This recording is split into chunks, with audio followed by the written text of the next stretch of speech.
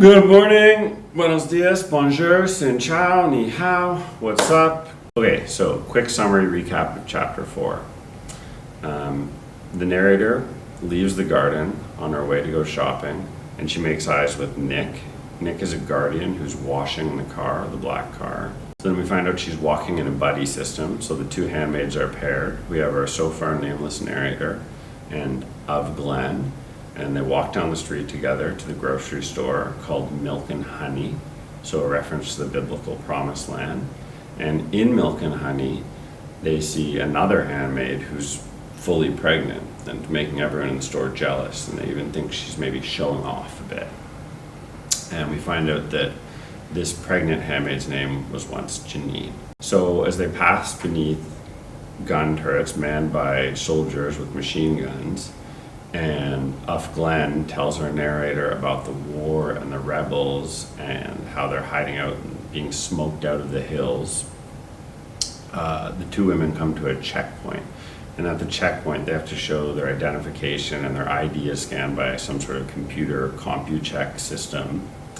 And the two men who are guardians of the faith, we're told, are not real soldiers. So maybe they're a type of like a guardian angels who are sort of the vigilante or sign up, part-timers, not professional soldiers.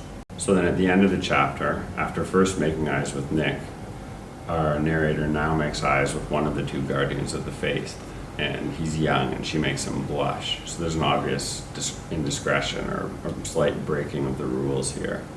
And as that happens, this big black vehicle, a van with dark tinted windows and drivers with dark glasses, sort of cruises by like a big, predator or tank, scaring everyone. And also, of course, adding to the sense of foreboding on what's going to come next.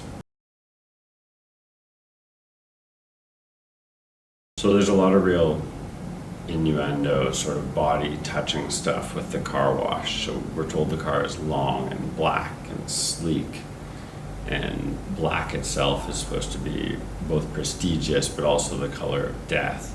And Nick, we're told, is lovingly washing the car with a chamois.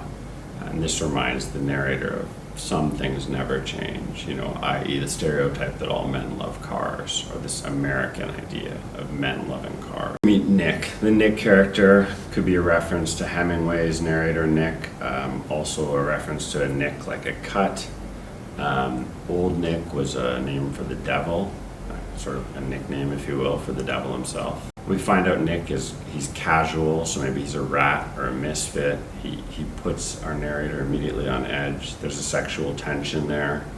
She talks about his tanned forearms. She literally says he makes her sigh. So he brings up this idea of yearning, right? This feeling, this longing for something she no longer has, whether it's Luke or just her body being touched. And then he whistles and winks at her, which is another throwback, right? These are disallowed behaviors from a time before.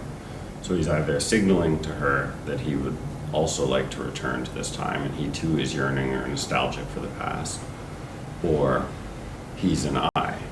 So he's a spy of the state, and his suggestive behavior is a way to try and trick her into outing herself. So our narrator tells us of Glen, her double, her twin. She is my spy and I am hers, right? So much like under Stalinism, where 1 in 3 people was spying for the state, there's this idea here that everyone could be a traitor and everyone could be a spy, and therefore you can never speak your actual mind, and everyone is forced to constantly lie, to constantly omit the truth, to not say what's actually on their mind.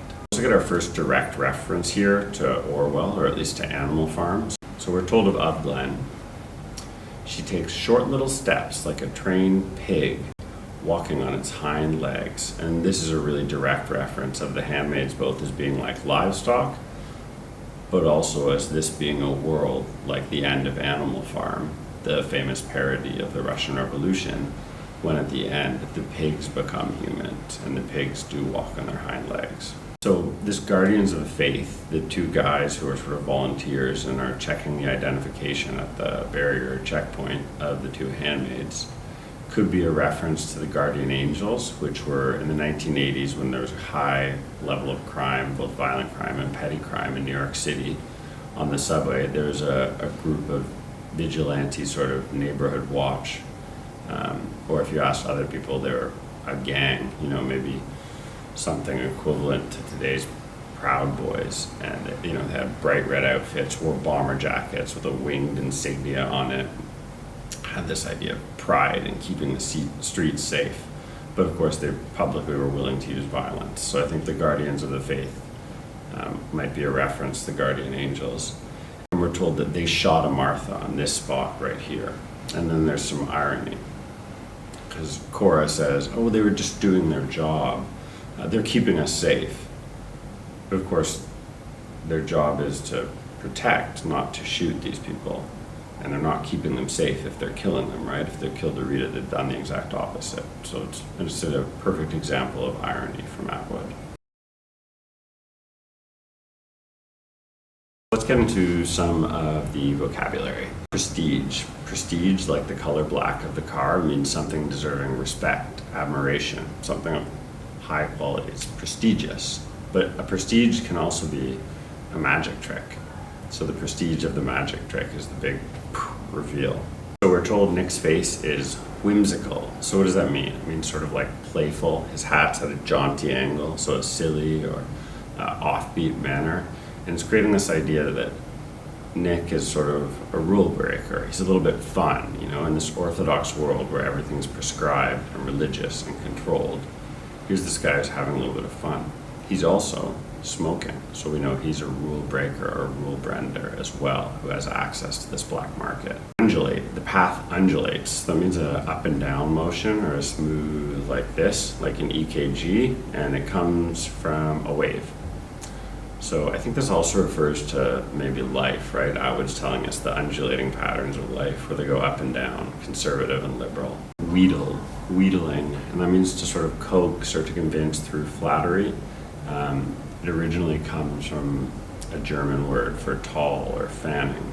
Orthos is straight, and doxa is the opinion, so straight opinion, so straight edge. In other words, by the book. Like when a religion is orthodox, it plays by the rules. It's not open to interpretation. It's not open to opinion. Salvage, when we hear of salvaging. So to salvage means to save something, like a wreck at sea, or pull a piece of glass out of a thing, to retrieve something from the depths.